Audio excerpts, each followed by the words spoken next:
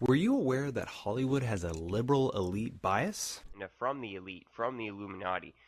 They have set out and made it part of their agenda to destroy us morally, to make us as ungodly as they possibly can. What, you're not aware of this? Well, basically, Hollywood is anti-Christian, anti-conservative. It's basically a liberal paradise where any conflicting ideas with liberalism, Democrat, etc., Hollywood hates anything like that. Like, for instance, the third highest grossing movie of all time, The Avengers, which features Captain America, who is the leader of the Avengers, and he says lines like, "These guys come from legend, they're basically gods." There's only one god, man, and I'm pretty sure he doesn't dress like that. oh. Right, the 1940s, more moral time, especially with dropping an atomic bomb, killing hundreds of thousands of people overseas, and segregation over the entire country. Anyway, in the movie's sequel, The Winter Soldier, Captain America is up against Hydra, which is basically a social commentary on the NSA. With the recent NSA spying scandals, Edward Snowden, all that stuff going down. And this is a program that has been expanded upon by the Obama administration, which is a Democratic administration. But that expansion totally did not start with George Bush at all. Wink, wink. But I guess it's a liberal thing to be against the NSA, right? So I guess since Hollywood has a liberal bias, conservative must be in favor of the NSA. Right, okay. But it's kind of ironic that the Illuminati New World Order are making big budget movies that are against their own spying programs. It's kind of odd. In the following movie that will come out next year, Civil War, Captain America and Iron Man will be fighting. That sounds fun. Oh, and by the way, Iron Man is suggested to be an atheist. So yeah, Iron Man is this atheist. He's a big wealthy jerk. He's an arrogant asshole. He created Ultron, which almost destroyed the entire world. And when they fight in that movie, guess who is going to be right? Is it the Christian freedom supporter Captain America? Or is it the atheist government supporter wealthy jerk Iron Man? On the DC side, we have Batman vs. Superman. Right, Superman, that atheist, liberal, leftist character we all know of. I grew up in Kansas, General.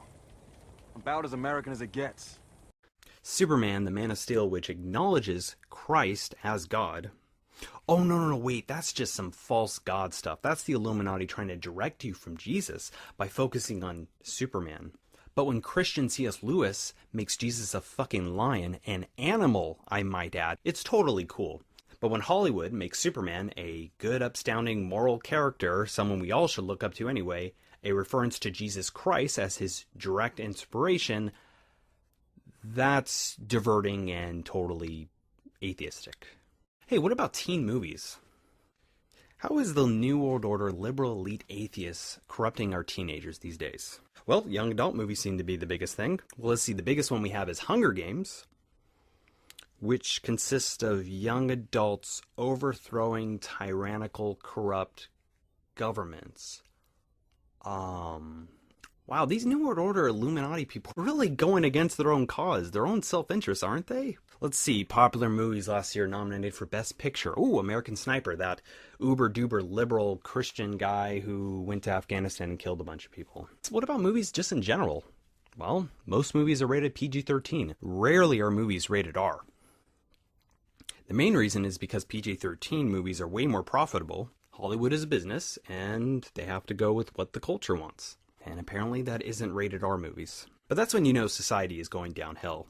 When they overwhelmingly prefer family-friendly superhero films over gory, disgusting, gritty rated R films. Let's see, most popular TV shows. Oh, Duck Dynasty. That's a popular reality show. NCIS, which gets like 20 million views per night or something like that. That's a very uber-duper, super-duper liberal show about cops, isn't it? And 19 Kids and Counting before the whole "I molested my sisters, but I promise I'm really, really sorry about it" scandal. Hey, wait, whoa. XR23.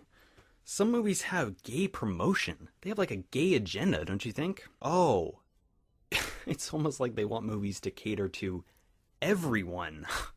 I guess that capitalism thing where you try to get the most people to buy your shit is a liberal thing. What about the general act of Christian movies? All movies are secular or whatever, superhero movies. They have nothing to do with Christianity.